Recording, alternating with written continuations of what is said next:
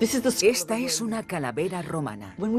Cuando pensamos en los romanos, solemos pensar en hombres italianos vestidos con toga perorando en foros, recorriendo los campos con sus armaduras, construyendo puentes y comiendo en exceso. Este romano vivía en York y era una mujer. Todo cuanto sabemos de ella deriva de sus huesos y de lo que se halló junto a ellos. No debía de tener más de 20 años cuando murió, pero sí bastante dinero a juzgar por las joyas encontradas junto a ella. Un bonito collar azul,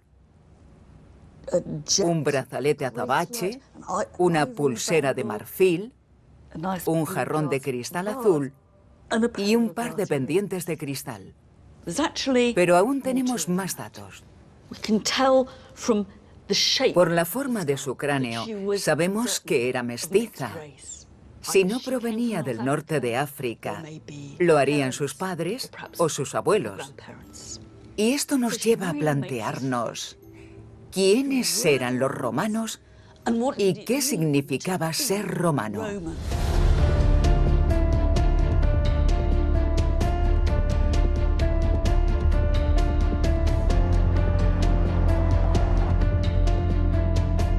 De todos los factores que ayudaron a los romanos a construir su imperio, ninguno de ellos fue tan próspero o sorprendente como el que no podemos ver: la ciudadanía y su capacidad de convertir a personas no nacidas en Roma en romanos consagrados. Togas por todas partes, frequens toga. Todos podían ser ciudadanos romanos, ricos, pobres, negros, blancos, desde los límites del Sáhara hasta las húmedas fronteras del norte de Britania. Los britanos eran muy duros, los tenían bien puestos. ¿En qué te cambiaba ser romano? ¿Y cómo te convertías en uno?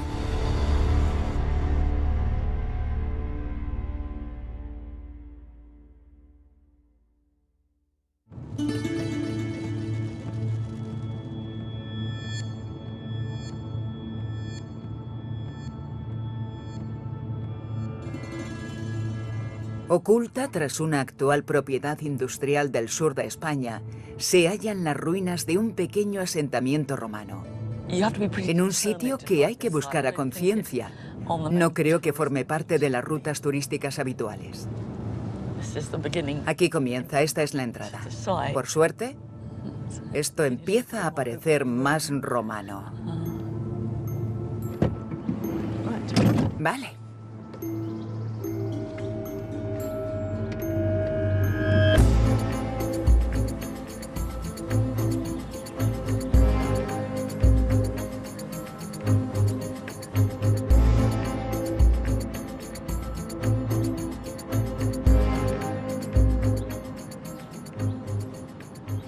Parece bastante corriente, pero para mí, este sitio es uno de los lugares más importantes de la historia del Imperio Romano.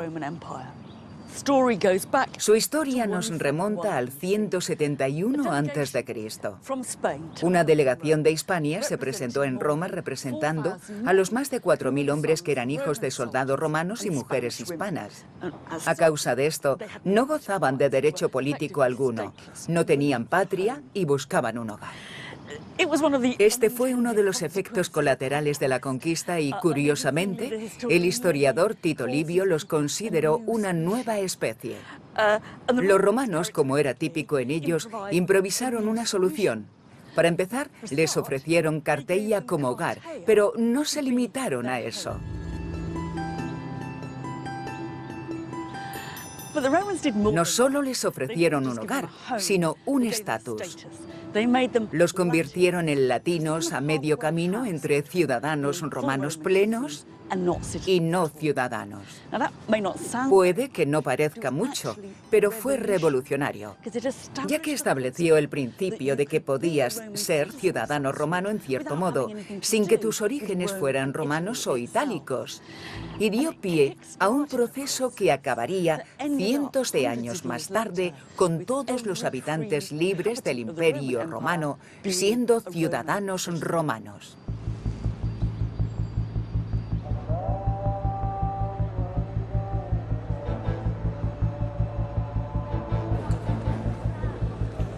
A lo largo de la historia, la ciudadanía ha adoptado muchas formas. Pero la idea de que un gran número de extranjeros se convirtieran en ciudadanos romanos era totalmente nueva en el mundo antiguo. Era el factor más radical, asombroso y singular del imperio. Para comprobar cómo era ser romano a miles de kilómetros de Roma, me he desplazado hasta la actual Argelia, antigua frontera sur del imperio. Cuando los romanos conquistaban un lugar, no imponían sus normas, ni obligaban a la gente a aprender latín, ni los forzaban a venerar a los dioses romanos, ni a utilizar el calendario romano.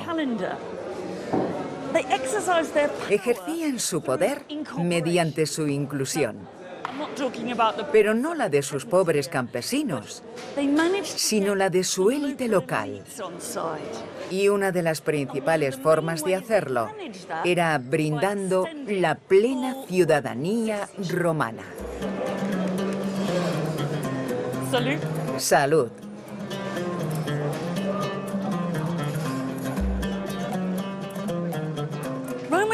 La ciudadanía romana era siempre un regalo. No había que aprobar ningún examen ni pagar nada. No había que aprender latín y tampoco jurar bandera. Bueno, los romanos no tenían, pero ya me entendéis. ¿Pero de qué servía ser ciudadano romano? Pues bien, te ofrecía todo tipo de derechos legales como firmar contratos o tener derechos matrimoniales, e impedía que pudieras ser crucificado. Pero dudo que eso fuera lo que más interesaba a la mayoría. Lo más importante que te ofrecía la ciudadanía romana era ser parte de Roma. Era como el sueño americano. Aunque no mucha gente lo alcanzara, ese sueño seguía importándoles.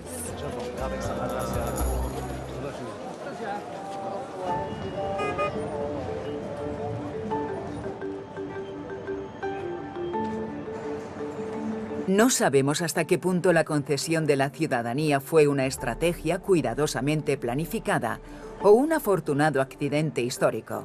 Pero el Imperio Romano funcionó mejor al incluir a los pueblos en vez de reprimirlos. Pero tampoco debemos exagerar su efecto.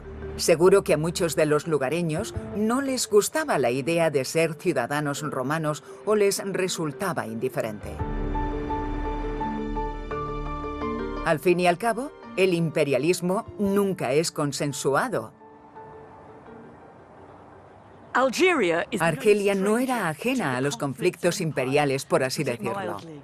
Desde la época de los antiguos fenicios, los árabes y otomanos hasta los franceses, por no mencionar a los romanos. De hecho, algunos de los más asombrosos vestigios romanos fueron hallados en Argelia, los cuales conservan importantes historias que narrar.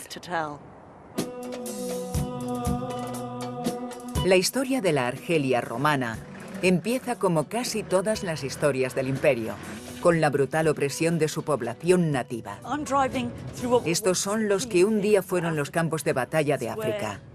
Es donde los romanos lucharon durante décadas y tras la conquista en sí, miles de soldados fueron estacionados aquí para vigilar la frontera sur. Incluso en partes del imperio, donde nunca había habido ciudades, los romanos avivaron y financiaron la construcción de ciudades al estilo romano. Tingat fue originalmente construida para los soldados romanos retirados que habían servido cerca de allí, y nos revela mucho sobre cómo Roma echó raíces lejos de la península itálica y cómo su identidad y cultura prosperaron en las fronteras de su imperio. Estoy empezando a orientarme. Esta debía de ser una de las principales entradas a la ciudad. Cuando entras todo parece un gran embrollo, pero casi al instante te encuentras con un cruce y después ves una vía pavimentada en una gran cuadrícula. Este ha de ser uno de los mejores ejemplos que han sobrevivido de ciudades romanas del imperio. representaba una agresiva declaración de romanidad en pleno desierto, por lo que no me ha resultado difícil encontrarla. Supongo que ahora estoy en una casita. ¡Y qué puerta tan magnífica!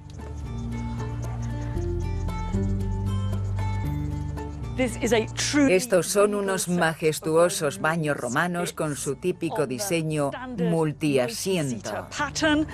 Estos delfines de aquí te daban un poco de intimidad. Es curioso pensar que uno de los baños más lujosos de todo el Imperio Romano lo encontramos en Argelia.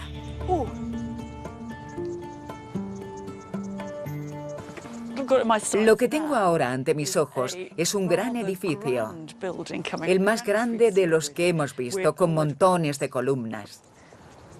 Y creo que vale la pena explorarlo.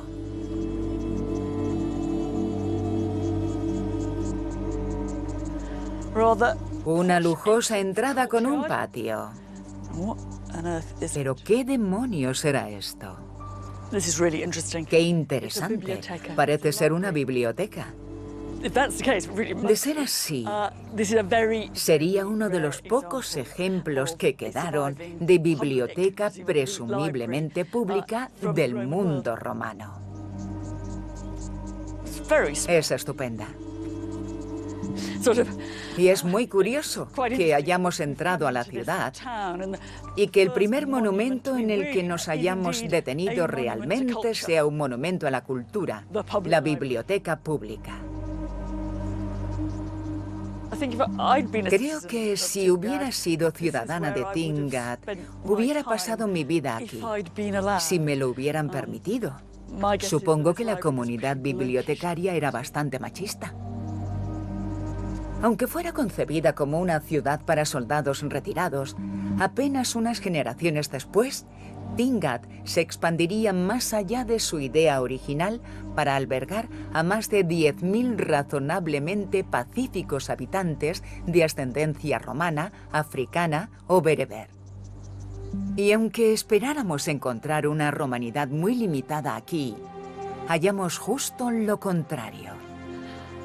Y esta es la plaza principal, el foro, el núcleo de su vida comercial, de sus negocios, de su justicia y su gobierno. Lo que impacta es lo convencional que resulta. Cualquier visitante de la península itálica lo hubiera reconocido al instante como un foro, pero nos encontramos al borde del Sáhara. Quien diseñara esto debía de haber trabajado también en otros foros romanos o en ciudades romanas enteras. Te vas dando cuenta de que la ciudad de Tingad invirtió de una manera tremendamente inusual en cultura y en su identidad romana. En todo el foro y en toda la ciudad encontramos miles de inscripciones proclamando la romanidad de sus habitantes. Pero el colmo de la cultura fue este hombre, Vocontius. Esta inscripción no está en mayúsculas, como sería lo habitual, sino en minúsculas, como los manuscritos. Así que es como si leyéramos un libro. Bueno, pues en lugar del típico currículum, encontramos bajo su estatua un elaborado himno alabando la cultura de Vocontius. El Ordo, el consejo local, erigió esto en su honor. Según el consejo, la ciudad tenía muy cerca un manantial que les brindaba agua, pero Vocontius era un manantial que les brindaba algo más. Él era su otra fuente, pero no de agua, sino de cultura, literatura y elocuencia.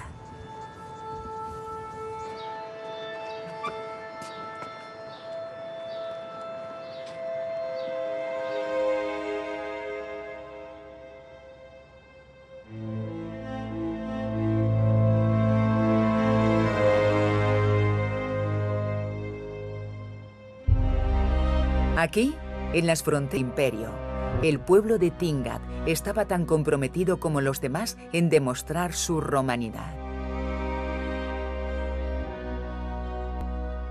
Estos mosaicos proceden de suelos de edificios de Tingad y con ellos te haces una idea del colorido original de este lugar y también de su riqueza.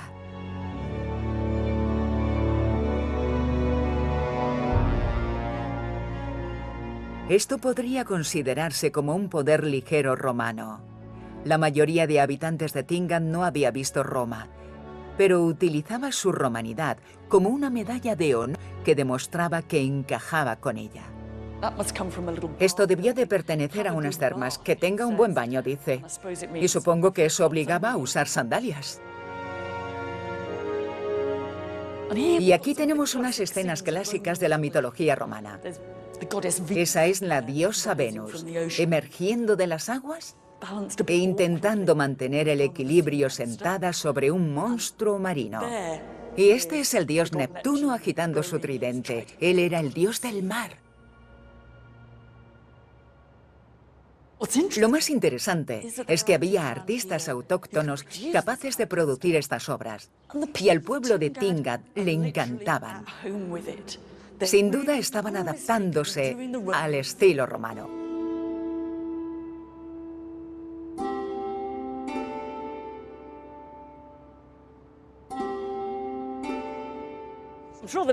Aunque estoy segura de que se producían peleas, Tingad era, en apariencia, un lugar bastante pacífico. Y eso lo encontramos resumido en esta obra esculpida en el pavimento. Se trata de un tablero de juego con palabras escritas. De hecho, movías tu ficha de letra a letra y las palabras formaban un eslogan. Venari lavari. Cazar y bañarse. Ludere ridere. Jugar y reír. Hoc est vivere. Eso es vivir. Con esto te percatas de lo lejos que habían llegado este lugar y sus habitantes. Todo comenzó con un grupo de exmilitares y unas cuantas generaciones después ya no solo cazaban y se bañaban, sino que eran ratones de biblioteca y visitaban unos baños bastante lujosos adornados con delfines.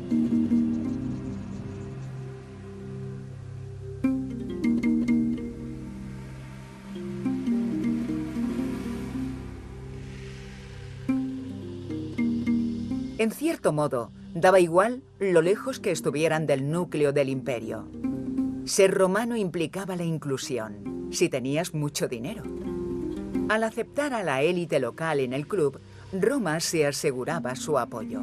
A cambio, esos ricos se sentían parte de un mundo mayor. Y aquí en Argelia encontramos uno de los ejemplos más extraordinarios de cómo se podía ascender en la escurridiza jerarquía del poder político romano. Este es un gran alarde de triunfo. Se trata de un monumento diseñado para demostrar lo lejos que se podía llegar aun habiéndose criado en las fronteras del imperio, en lo que es hoy la Argelia rural.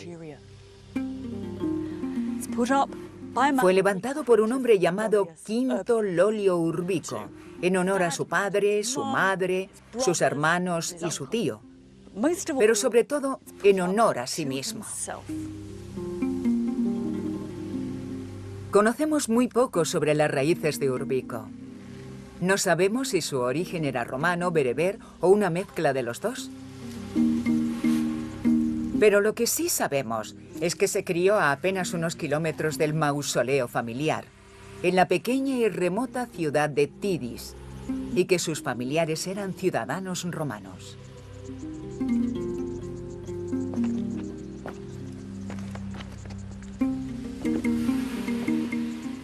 Se nota que es romano por el fascínum alado, un pene con alas. Resulta poco probable que Tidis superara los 1000 habitantes ni en sus días de esplendor, así que parece más un pueblo que una ciudad. Y dudo que fuera particularmente conocida en Argelia y mucho menos en el resto del mundo romano. Creo que este se lleva el premio al foro más pequeño de todo el Imperio Romano. Las sedes locales estaban ahí y vemos un montón de basas sobre las que habría estatuas de emperadores y peces gordos locales. Aquí estaba la estatua de una importante mujer romana local. Pero aquí se hallaba la del mayor pez gordo de la ciudad, Quinto Lolio Urbico. La estatua se ha perdido, pero vemos dónde estaban sus pies. Posiblemente fuera de mármol o de bronce, y debajo, sobre la base, encontramos escrito su currículum. Está terriblemente desgastada, pero seguimos viendo las letras. Aquí vemos su nombre, Lolio Urbico. Y vemos o intuimos que era cónsul, y más abajo vemos montones de otras cosas que hizo en su vida, los cargos que ocupó. Esto también nos revela que fue un héroe de guerra. Sirvió en la expedición del emperador Adriano contra Judea y parece que fue condecorado con una lanza y una corona de oro, una especie de medalla al mérito militar. Era la personalidad más importante de Tidis. Era el lugareño que había triunfado de verdad. Nadie había triunfado más que él. Y en esta zona era un personaje excepcional.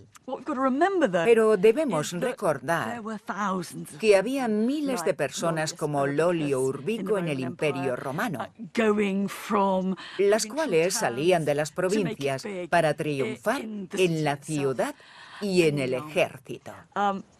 En cierto modo, para mí, eso era lo excepcional del Imperio Romano.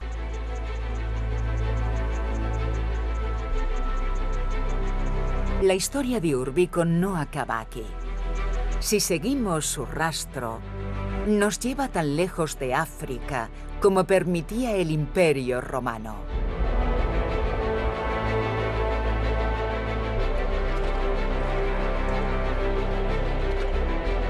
A la frontera norte del imperio.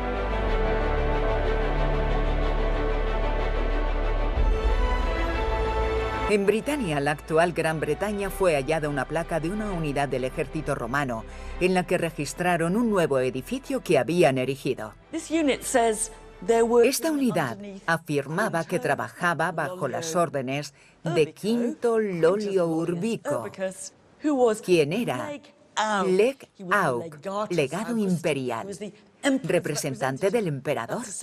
Es decir, era el gobernador de la provincia. De modo que nuestro africano había pasado a ocupar el máximo cargo en Gran Bretaña. Un pueblerino convertido en romano gobernaba ahora otras provincias al otro lado del mundo romano. Y esto formaba parte de un patrón habitual. Lo que Lolio Urbico, natural de África del Norte, hizo en Gran Bretaña, solo podemos suponerlo, pero para los romanos, esta isla adquiría una particular relevancia. Al expandirse más allá del mundo mediterráneo y conquistar lugares de otros mares, se estaban aventurando a lo desconocido. Para los romanos, esto no era solo un mar, sino el océano. Era parte de las extensas vías navegables que rodeaban el mundo habitado. Y eso significaba que Britania estaba en otro mundo. Por eso les atrajo mucho la idea de conquistarla y explorarla. Pero era como salir al espacio para nosotros. Y claro, contaban historias ficticias y no tan ficticias sobre lo que podías encontrarte al llegar a Britania. Hacía frío, era húmeda y nebulosa. El sol no brillaba mucho. Y sus habitantes resultaban extraños. Crecían mucho por el frío y vivían muchos años. Algunos hasta la edad de 120 años. Algunos decían que no existía. Y otros pensaban que era en Britania donde hallarían la auténtica virtud. El hedonismo y la opulencia habían corrompido a los romanos, pero los britanos eran muy duros y eso era un don. Los tenían bien puestos.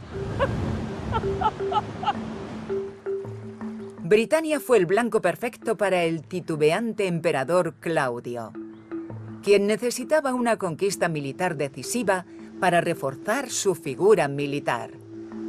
Aquí, al igual que en todas partes, y a pesar de que la diferencia cultural fuera mayor, un foráneo podía convertirse en romano si servía durante unos 20 años en el ejército romano, un inteligente mecanismo que transformaba a los conquistados en conquistadores. Estas piezas de bronce debieron de ser los objetos más preciados de alguien. Pertenecieron a un hombre llamado Reburrus, y lo que hacen es documentar que, cuando completó sus años de servicio al ejército, el emperador le concedió la ciudadanía romana. Seguramente hubiera algún gran documento exhibido en público en Roma con los nombres de las personas que habían recibido la ciudadanía, pero cada una de ellas podía obtener su propia copia personalizada como esta. Pero no solo le habían concedido la ciudadanía, y queda muy claro, civitatem, también se la habían concedido a sus hijos y a sus descendientes. Si tenía esposa, ésta recibía la ciudadanía también. Pero si estaba soltero, la persona con quien se casara recibiría esos mismos derechos, siempre y cuando, según se indica, no hubiera poligamia. Dum taxat singulis singulas. Solo una persona. Supongo que este sería su intento por evitar los matrimonios ilegales para obtener la ciudadanía.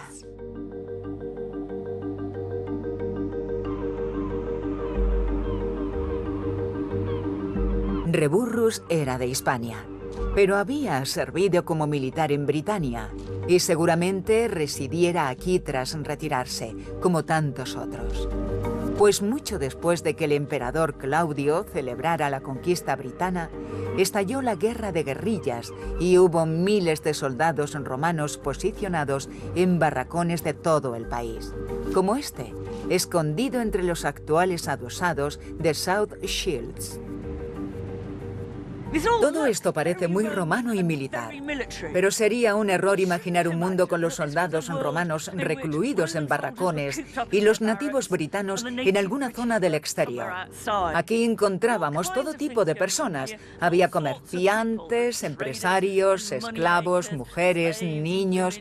Era una comunidad pequeña pero muy variada. Y tampoco deberíamos imaginar que todos los soldados romanos provenían de la soleada península itálica y que ansiaban volver a casa para disfrutar de su mejor clima y comida. La mayoría de ellos provenían de zonas del imperio bastante parecidas a esta, de Bélgica, Germania o el norte de la Galia.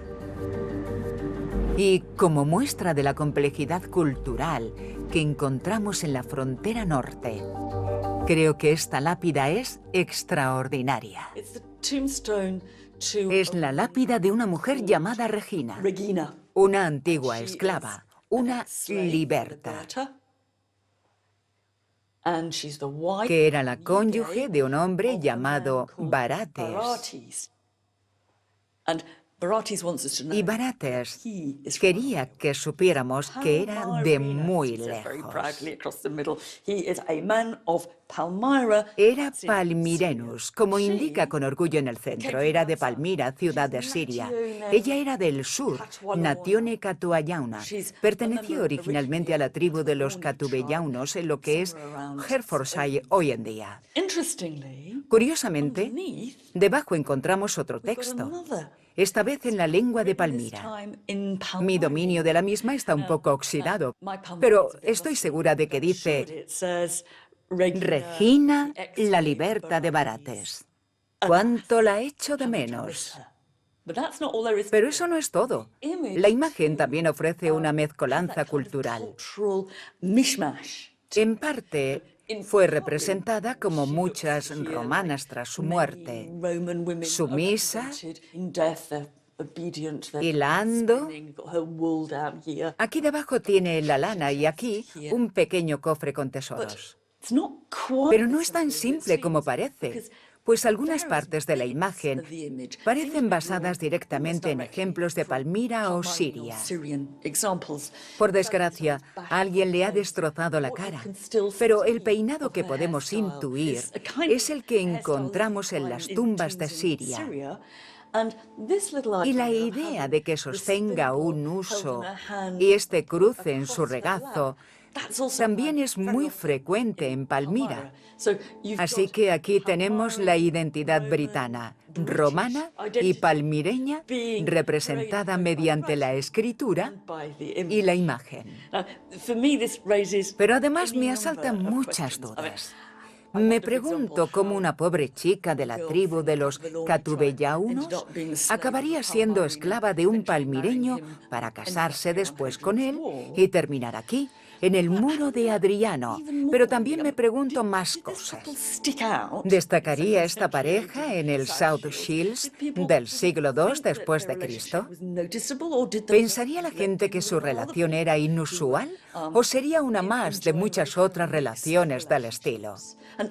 ¿Y qué lengua pensamos que hablarían en casa? Creo que en general es un ejemplo perfecto del choque de identidades culturales, de la mezcla de culturas. Representa el revoltijo cultural que encontramos en las comunidades que habitaban aquí.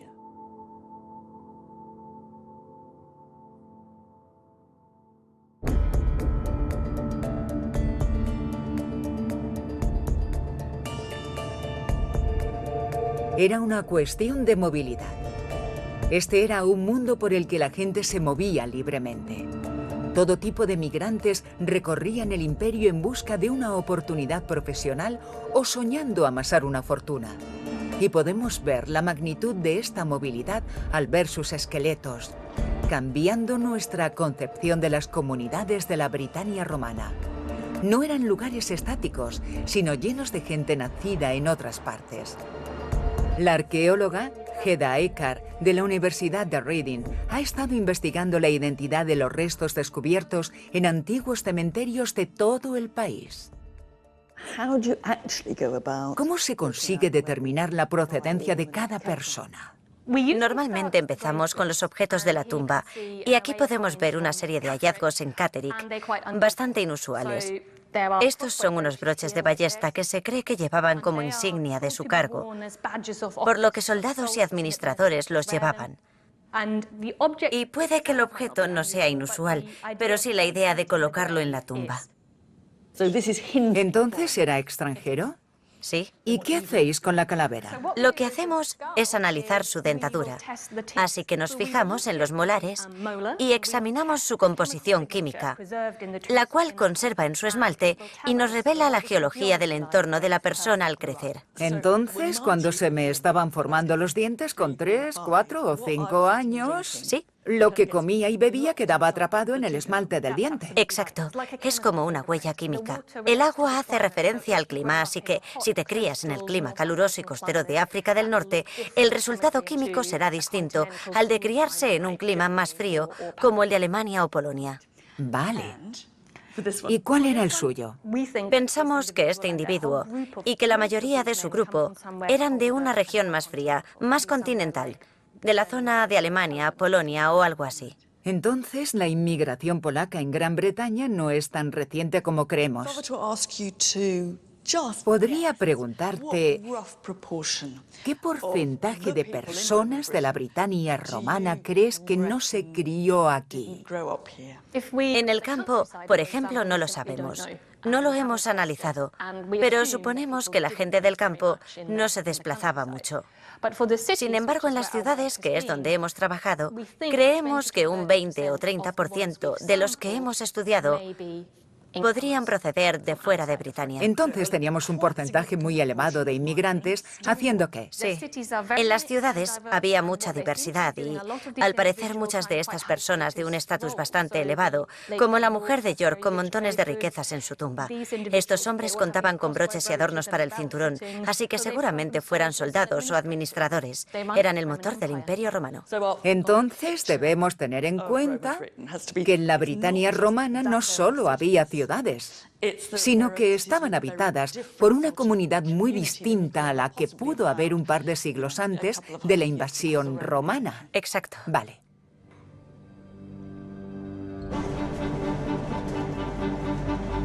Estos inmigrantes, los polacos y germánicos, o gente como la mujer de Yorkshire, de origen norafricano o barates, de Siria, hicieron tanto por el Imperio Romano como los emperadores y los políticos. Pero no solo eran una cuestión de moverse por el imperio, sino de provincianos que llegaban a Roma y ocupaban los cargos de poder más elevados en la capital. Podríamos decir que la clase dirigente era diversa étnicamente. Pero sería un error concluir que eran totalmente liberales. Cuando querían, podían ser tan xenófobos como nadie. Tal y como observamos en un extraordinario ejemplo que hallamos en la ciudad francesa de Lyon, es decir, en la Galia. Una propuesta del emperador Claudio, el mismo que había tomado Britania como trofeo, desató la polémica, pues sugirió que los galos debían poder acceder al corazón del gobierno romano. Claudio se encontró con todo tipo de objeciones. Algunos se quejaban de que, hasta hacía poco, los galos habían sido enemigos de Roma. Y otros decían que no les apetecía postrarse ante una panda de nuevos ricos procedentes del campo. Lo increíble es que conservamos la transcripción, palabra por palabra, de la respuesta de Claudio, que sería inscrita en bronce y exhibida en la Galia. Lo interesante es que Claudio justifica su política remontándose a los orígenes de la época romana, cuando dice alieni et quidam externi, es decir, que ya habían venido extranjeros y foráneos a Roma. Se estaban remontando a la época de Rómulo. Lo cierto es que el discurso de Claudio era un poco resabido y repasa todos los ejemplos que se le ocurren de extranjeros que participaron en la estructura política de Roma. Gente que Roman migrauit, gente que había emigrado a Roma. Con objeciones o no, Claudio se salió con la suya y los galos fueron incorporados a la estructura del poder de Roma. Ese era realmente el patrón habitual. Una notable excepción fue Britania. No sabemos de ningún britano nativo que triunfara en Roma.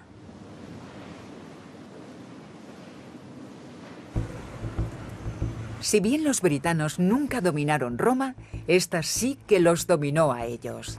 Aunque fuera pasando las tardes como imaginamos a los romanos hacerlo, yendo a las termas o, dependiendo del tiempo, vistiéndose con una sábana.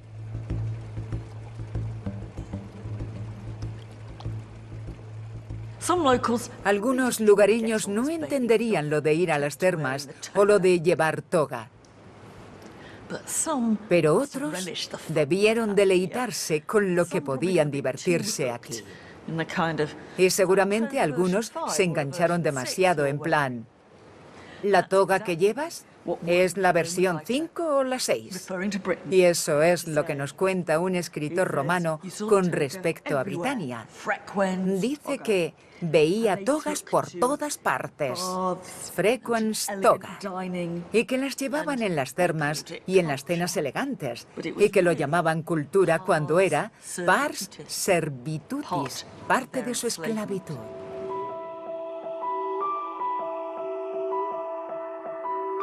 De esta manera se mofaba de la gente por sus pretensiones romanas y a la vez reconocía que éstas jugaban a favor de Roma. Pero estas interacciones culturales eran mucho más complejas. Aquí en Bath, mucho antes de la invasión romana, la población local veneraba a la diosa Sulis en estos cálidos manantiales. Tras la conquista, los romanos la consideraron equivalente a su diosa Minerva y le dieron su nombre. Comenzaron a adorarla como Sulis Minerva, una diosa híbrida que combinaba ambas identidades. Pero, ¿era realmente nativa o romana? Lo que queda de la fachada del templo nos revela mucho sobre Bath en esa época. Parte de ella es muy romana, pero no toda. Es como si en el centro del frontón le hubieran pedido al escultor tallar el escudo de la diosa Minerva, que en la mitología romana estaba adornada con la terrorífica cabeza de la Gorgona. Hasta ahí bien, pero lo que tenemos aquí es un hombre con bigote. Por tanto, la cuestión es, ¿se equivocó el escultor? ¿Falló al romanizarlo? ¿O se negó a romanizarlo del todo y es Sulis quien aparece ahí? ¿O se trataba de algo un poco más interesante? ¿Sería esta una nueva cultura híbrida para una nueva Britania? Con la fusión de imágenes romanas y prerromanas en el arte, la veneración a dioses duales y la mezcla cultural de sus pueblos y ciudades, empezamos a ver emerger una nueva identidad en Britania. Quizá no deberíamos pensar en su pueblo como nativo o romano. Tal vez ser romano aquí significara algo totalmente nuevo, es decir, britano. Cuando los romanos invadieron esta isla, era el hogar de miles y miles de personas. Había montones de agrupaciones distintas y cada una se creía dueña de parte de ella. No existía unidad política alguna, y eso fue lo que buscaron los romanos. En cierto sentido, no solo encontraron y conquistaron Britania, sino que la crearon.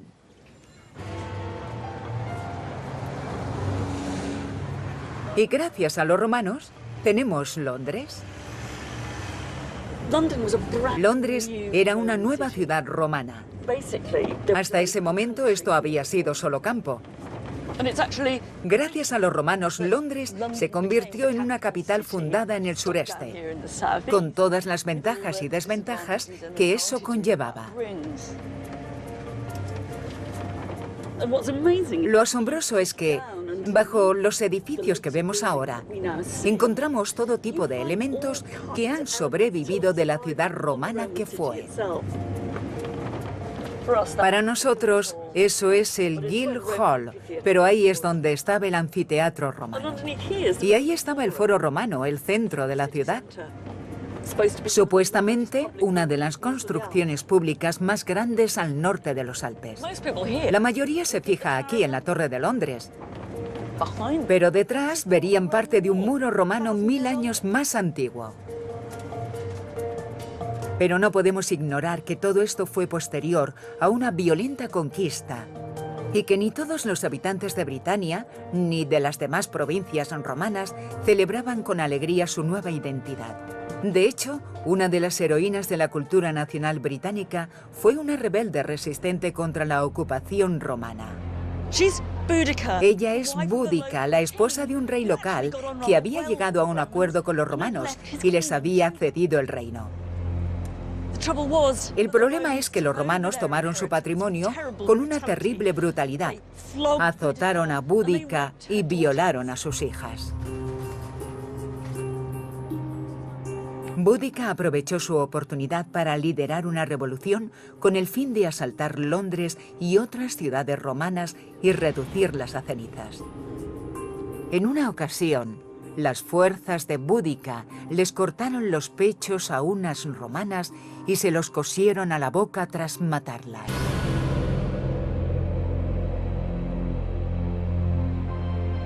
Pero como siempre, las fuerzas romanas acabaron venciendo y Boudica se suicidó.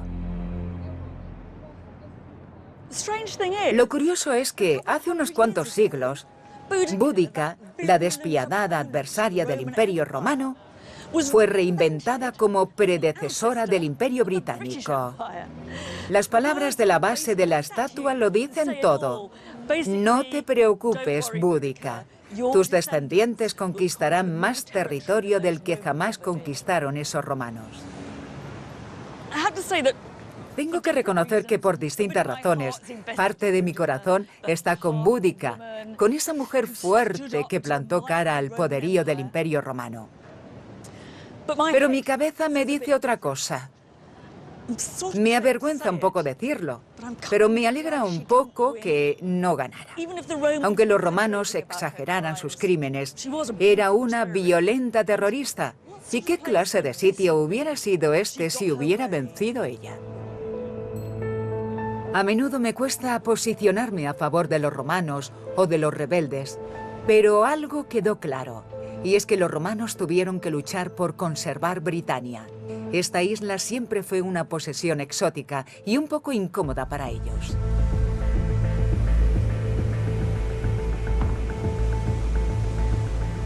En cambio, en el este, las cosas eran muy distintas. En el mundo griego, que también incluía lo que llamamos Turquía y buena parte de Oriente Próximo, las ciudades, la vida urbana y las relaciones con Roma existían desde hacía siglos. Convertirse en romano aquí era totalmente distinto. Pues todavía seguía vivo el deseo de darle sentido al nuevo y heroico mundo al que ahora pertenecían. Me encuentro en un sitio que llevo casi 40 años sin visitar. Afrodisias, ciudad de la diosa Afrodita. Es muy especial porque probablemente sea el lugar del Imperio Romano en el que podemos ver mejor cómo los que no vivían en Roma representaban el poder de esta para sí mismos. Aquí podemos observar cómo las civilizaciones de Grecia y Roma se unieron y cuál era la visión que tenían los griegos del Imperio Romano. Los habitantes de la parte oriental del imperio siguieron hablando y escribiendo en griego, como llevaban siglos haciendo.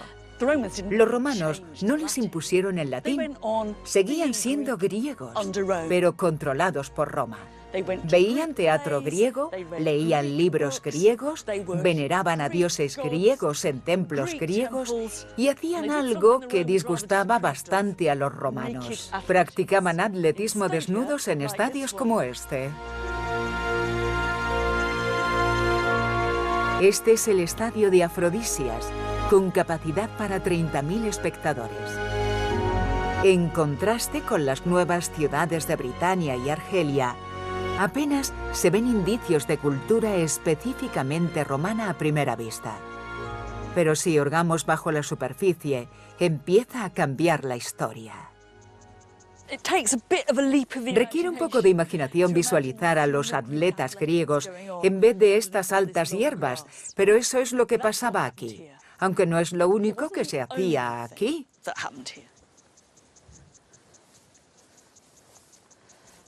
Siempre vale la pena prestar mucha atención a los detalles de estos grandes trozos de piedra. Observamos varias pistas claras de un uso bastante romano. A lo largo de la primera fila de asientos encontramos algunos pequeños detalles. Aquí tenemos un agujero por el que pasarían unas cuerdas y también una especie de cuña. Esto conformaba una estructura de cuerdas, postes y redes que mantenía al público a salvo de los peligros del estadio. Pero ya no hablamos de los atletas, sino de animales. Debemos tener en cuenta que, a veces, los habitantes de Afrodisias venían a presenciar el deporte griego por excelencia, el atletismo. Pero otras tantas venían para divertirse al más puro estilo romano, con el combate de gladiadores y la caza de animales salvajes. Por tanto, el uso de este estadio era dual y nos demuestra cómo la cultura griega iba incluyendo elementos romanos.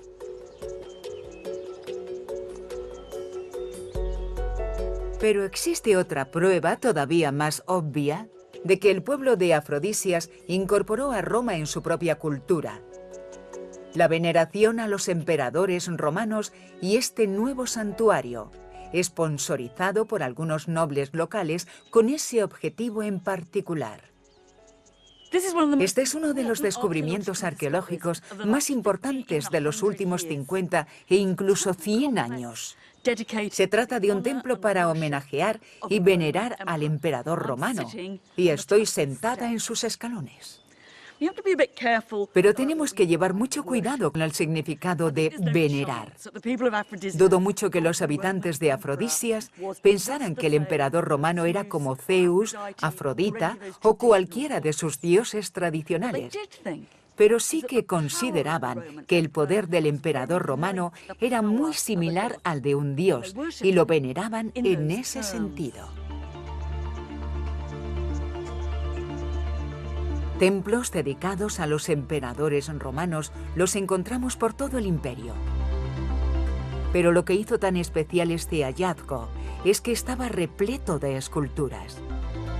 Representados, encontramos a los emperadores y a sus familias, además de imágenes de los dioses tradicionales, de la mitología y también de las provincias conquistadas, reimaginadas en forma humana. Pero esta no era una simple adulación al poder central, aunque también lo era. Esta era una iniciativa local diseñada para un público local.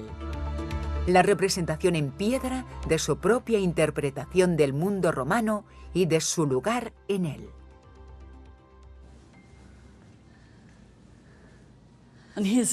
Aquí tenemos a un emperador semidesnudo ensañándose con una provincia. Resulta muy interesante que las provincias y territorios conquistados siempre son representados como figuras femeninas. Así que esta es una excepcional, o más bien horrible muestra de política de género, con un heroico emperador masculino sacrificando o raptando a mujeres indefensas. Esta mujer intenta no mostrar su cuerpo desnudo y alza la mano, posiblemente suplicando piedad. Él tiene la suya tirándole del pelo. Esta leyenda es maravillosamente reveladora. El emperador es Tiberio Claudio César. Se trata del emperador Claudio, pero la provincia nos sorprende un poco porque es Britania. Es la representación más griega que podéis encontrar de ella. De hecho, es la primerísima imagen de Britania que apareció en el arte mundial. Y sorprende un poco descubrir que no fue representada como una guerrera en la parte trasera de una moneda, sino como la vemos aquí, como una víctima, en todos los sentidos, de la violación de un romano. Pero lo curioso es que cuando bajas aquí para leer las leyendas, empiezas a ver las esculturas de otra forma, porque estaban pensadas para ser vistas desde abajo. Se ven bastante distintas desde este ángulo. Y cuanto más abajo, mejor se aprecia esta. Y si te acuestas, te quedas mirando directamente al patético rostro de Britania. Y así es como lo verían los habitantes de Afrodisias al pasar por los pórticos que debía de haber. Me pregunto qué pensarían al mirarla.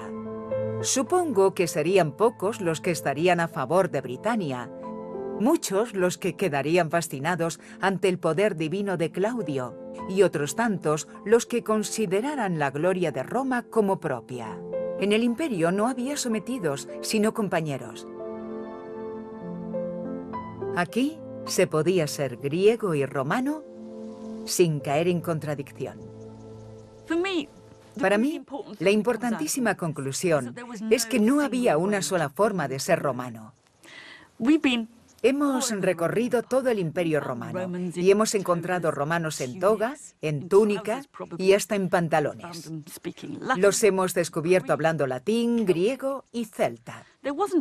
No había un reglamento para ser romano. De hecho, era su diversidad y la aceptación de esta la que sostenía el Imperio Romano.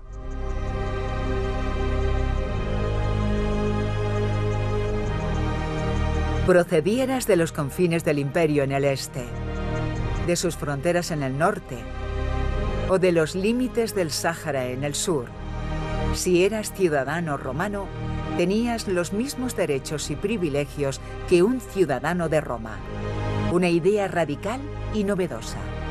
Una idea digna de admiración. La extensión de la ciudadanía romana fue un factor que dotó al imperio de unidad. Algo que pocos imperios anteriores o posteriores consiguieron. Pero un hombre asentaría esa unidad sobre unos nuevos cimientos. El emperador Caracalla nació aquí, en Lyon, y pasó a la historia por su brutalidad. Comenzó su mandato asesinando a su hermano como hiciera Rómulo, pero en este caso el pobre murió en brazos de su madre. Y eso fue solo el principio. Pero en el año 212 cambió el mundo. Concedió la plena ciudadanía romana a todos los habitantes libres del Imperio Romano. Unos 30 millones de personas se convirtieron de golpe en romanas. ¿La razón? La desconocemos, pero mirándolo, dudo de que se tratara de simple generosidad.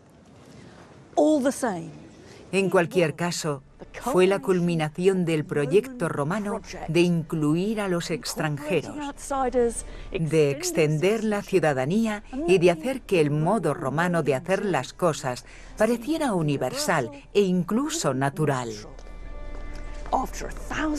1000 años después, y en cierto modo, este fue un triunfante final para ese proyecto. Pero lo cierto es que, cuando todos se volvieran iguales, los romanos no tardarían en hallar nuevas maneras de dividir y excluir.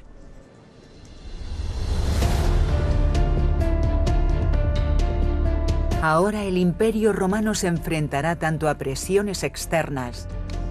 Este muro ha de ser algo para controlar eso, como a nuevas amenazas internas. Eran romanos atacando a romanos.